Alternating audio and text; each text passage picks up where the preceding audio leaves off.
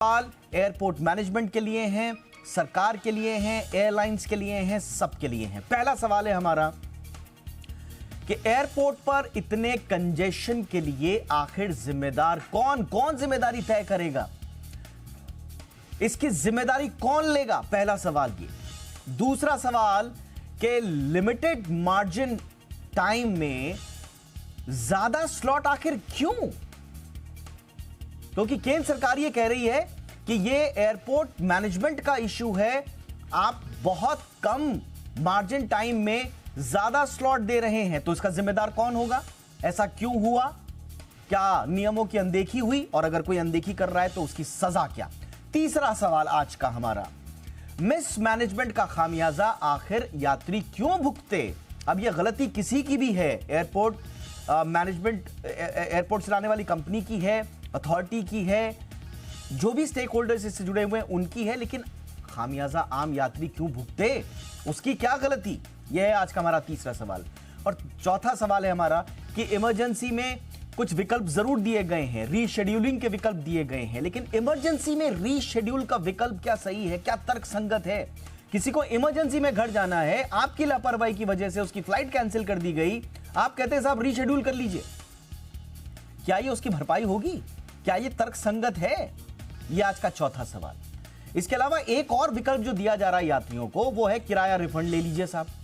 अब हमें ये बताइए, यात्री ये पूछ रहे हैं कि आपने किराया रिफंड कर दिया, हम एयरपोर्ट पर आए, महीनों पहले हमने अपनी फ्लाइट बुक करा दी थी, अब हम एयरपोर्ट पर पहुंचे, आपने कहा फ्लाइट कैंसिल। हमने कहा क्यों? आपने कहा कोई बात नहीं, आप रिफंड वापस ले लीजिए। तो क्या गलती पर पर्दा डल गया? सारी गलतियां माफ हो गई क्योंकि आपने रिफंड वापस कर दिया? यह है आज का हमारा पांचवा सवाल जो हम पूछना चाहते हैं एक आम यात्री की ओर से। छठा है, आपने फ्लाइट कैंसिल कर दी, आपने रिफंड भी कर दिया, लेकिन उसके बाद अगर मैं दूसरी फ्लाइट बुक करने जाता हूं तो उसका किराया बढ़ा हुआ आ रहा है, इसकी भरपाई कौन करेगा? क्या इसका कोई मैकेनिज्म है? यह आज का हमारा छठा सवाल यात्रियों की तरफ से। सातवां सवाल है, कंजेशन का आपको अनुमान नहीं था क्या? अगर आपको अनुमान नहीं है, आप प्लान करके नहीं चल सकते, तो फिर आप क्या कर रहे हैं वहां पर? तो कंजेशन का आपको अनुमान नहीं था या फिर प्लानिंग नहीं थी? और अगर अनुमान भी नहीं था, प्लानिंग नहीं थी, ये दोनों लापरवाहियों में आता है। हम बहुत खास मेहमानों के साथ आगे चर्चा करेंगे इस पर कि क्या एग्जैक्टली गड़बड़ कहां हुई है। आठवां हमारा सवाल है कि क्या इस तरह से एयर स्पेस इंफ्रा के लचर होने के लिए जिम्मेदार कौन है? क्योंकि बहुत सारे एक्सपर्ट से हमने बातचीत की, वो कह रहे हैं कि साहब ये तो एयर स्पेस इंफ्रास्ट्रक्चर को अपग्रेड करना पड़ेगा, ये आप तो ठीक नहीं कर रहे। हमें लगता है कि एयरपोर्ट बाहर से चकाचौंध है, सब कुछ बढ़िया है, शानदार है, बड़ा गर्व भी होता है हमें अपने एयरपोर्ट्स को देखकर। अंदर की स्थिति आप देखते हैं तो फिर आपको शर्मिंदगी से आपका सर झुक जाता है। तो ये एयर स्पेस इंफ्रा अगर इस तरह का लचर है तो कौन जिम्मेदार है इसका?